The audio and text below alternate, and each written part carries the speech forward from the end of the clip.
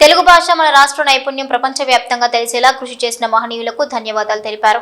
ఇక పద్మభూషణ్ డాక్టర్ వరప్రసాద్ రెడ్డి గారికి విశిష్ట పురస్కారం ప్రదానం చేశారు.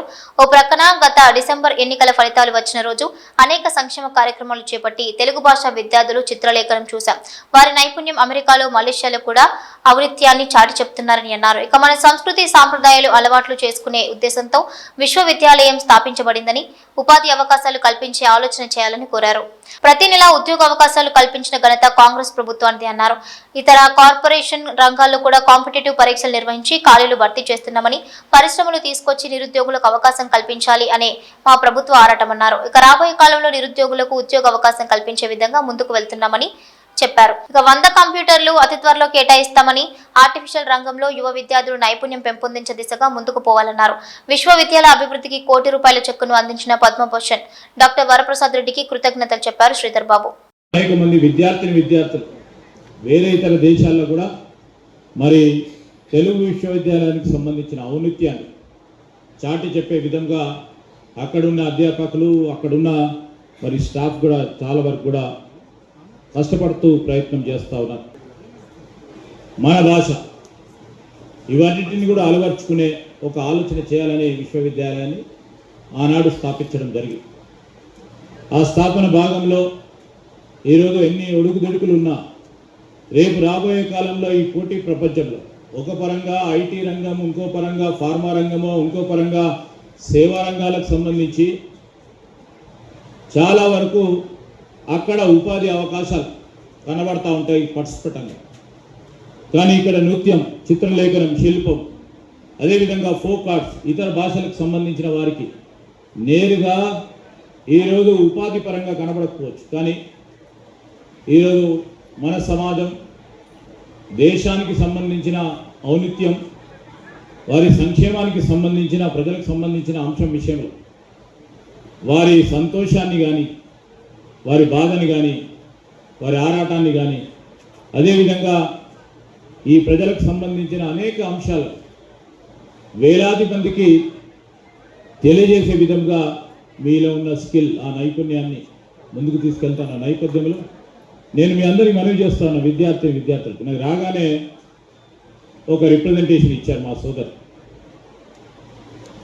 ఉపాధి అవకాశాలు పెంపొందించే ఒక ఆలోచన చేయండి సార్, మేము BFA చేస్తూ ఉన్నాం, MSA చదువుకుంటున్నాం, ఆ క్రమంలో మీరు అందరూ కూడా సహకరించాలని.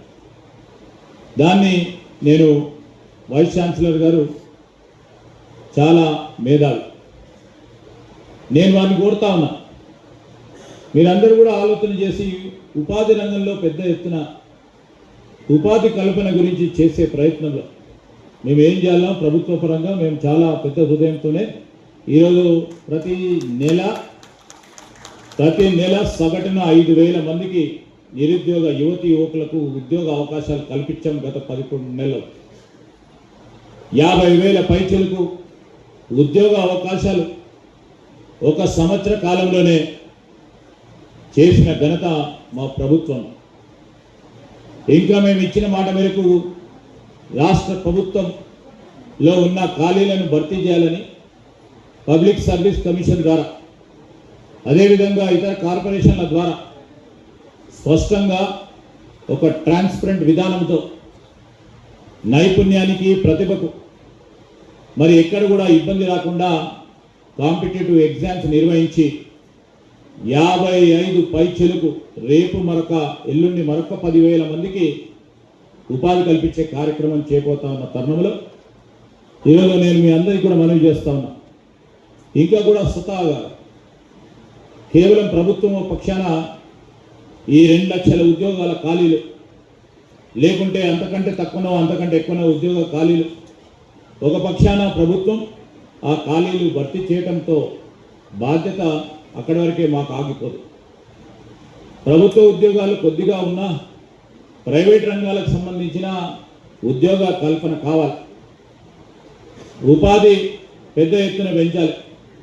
ఏ విధంగా పెరుగుతుంది? నేను ఉదాహరణకి పరిశ్రమ శాఖ మంత్రిని, పరిశ్రమలకు తీసుకురావాలి, పెట్టుబడులు తీసుకురావాలి, దానివల్ల చదువుకున్న యువకులకు ఉద్యోగ అవకాశాలు కల్పించాలనే ఆరాటంతో మేము, మా ప్రభుత్వం అంతా కూడా ప్రయత్నం చేస్తూ ఉన్నాం. ఆ ప్రయత్న భాగంలోనే మరొక విశ్వవిద్యాలయాన్ని ఏర్పాటు చేస్తున్నాం. నైపుణ్యాలకు సంబంధించి యంగ్ ఇండియా స్కిల్ యూనివర్సిటీని ఏర్పాటు చేసుకొని ముందుకు నడుస్తూ ఉన్నాం.